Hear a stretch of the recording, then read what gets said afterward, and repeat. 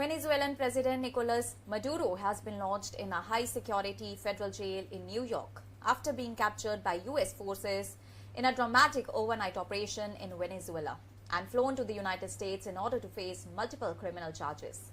Maduro was brought under heavy security to the local office of the Drug Enforcement Administration in Manhattan late Saturday night before being transferred to the Metropolitan Detention Center in Brooklyn. As he was escorted into the DEA facility, handcuffed and flanked by federal agents, Maduro was heard saying sarcastically to the camera, "Good night, Happy New Year." Video footage released by the White House showed the once powerful leader wearing a brown prison uniform, manacled at the wrist and clutching a water bottle, while being held by two DEA officers. The images marked a stunning fall for the man who ruled oil-rich Venezuela with an iron grip for more than a decade and who had openly taunted U.S. President Donald Trump from fortified military bases. Maduro and his wife, First Lady Celia Flores, were seized during a pre-dawn raid on Saturday at the Venezuelan military complex Fuerte Tiuna. From there, Maduro was transported by helicopter to the USS Lo Jima, part of U.S. Naval Armada positioned near Venezuela, before being flown to a U.S. military base. The couple later landed at Stewart Air National Guard Base about 100 kilometers north of New York City and were flown by helicopter to a Manhattan heliport near federal courts.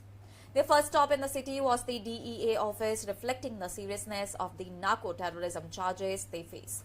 They were later transferred to the Metropolitan Detention Center, where they are expected to remain until their first appearance before a federal court in New York, likely on Monday. A large crowd gathered outside the jail, jeering and shouting insults as news of Maduro's arrival spread. U.S. Attorney General Pam Bondi confirmed that Maduro and Flores have been indicted in the Southern District of New York on charges including narco-terrorism, conspiracy to import cocaine into the United States, possession of machine guns and destructive devices, and conspiracy to use all those weapons against the U.S. An earlier 2020 indictment had accused them of leading the Cartel de los Soles, an alleged drug trafficking organization operating at the highest levels of the Venezuelan state. A $550 million bounty had previously been placed on Maduro. President Donald Trump said a decision would soon be made on whether the trial would proceed in New York or be transferred to Florida, possibly Miami, which has the largest Venezuelan exile community in the U.S. News of Maduro's arrest sparked celebrations among Venezuelan expatriates there. The Metropolitan Detention Center, where Maduro is now being held, is notorious for overcrowding and harsh conditions. It has previously housed convicted terrorists, international arms traffickers, Mexican drug lords, and financial fraudsters. In 2024, a federal judge described conditions at the jail as severe enough to justify avoiding remanding detainees there.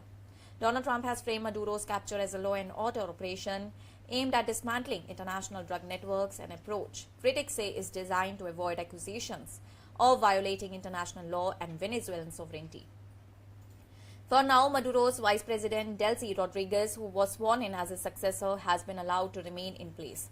Donald Trump said that she was willing to do what we think is necessary. Rodriguez strongly condemned the U.S. action, accusing Washington of military aggression and warning that the operation was aimed at seizing Venezuela's energy and natural resources. U.S. Secretary of State Marco Rubio said that Washington would judge the interim administration by its actions in the coming weeks. According to the U.S. Justice Department, Maduro and his associates allegedly ran a drug trafficking operation for more than 25 years, working with Colombian groups, Mexican cartels, and Venezuela's Tren de Aragua gang. Maduro now remains in U.S. custody as legal proceedings move forward, marking one of the most extraordinary and controversial actions taken by Washington against a sitting foreign leader in the modern history. That's all for now. Stay tuned to the Savera for more updates. Do like, comment, and subscribe to the channel.